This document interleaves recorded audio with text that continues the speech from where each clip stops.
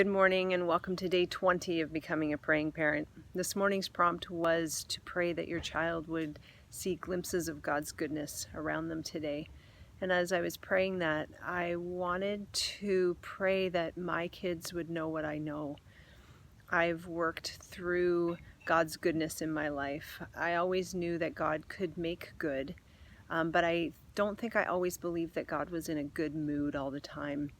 And that's something that God has shown me, that He is outside of time. He is always in a good mood. He is always good. The things that He gives us are good. He's a good God.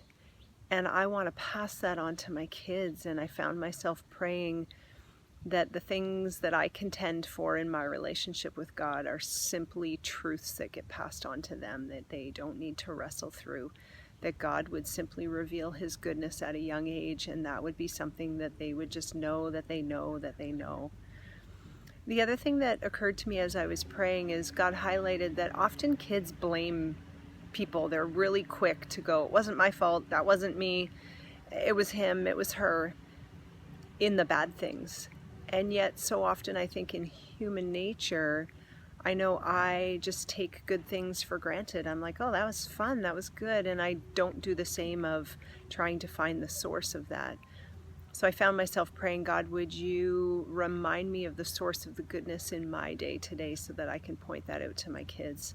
So God, would you reveal your goodness simply through the awe-inspiring things that happen around my kids, in big things like beautiful sunrises and small things like a piece of cake?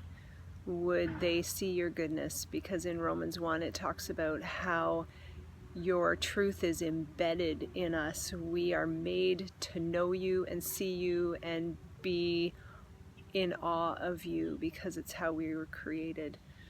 So I hope that my ponderings and my prayers this morning have helped you, and blessings as you pray for your kids to also see God's goodness around them today.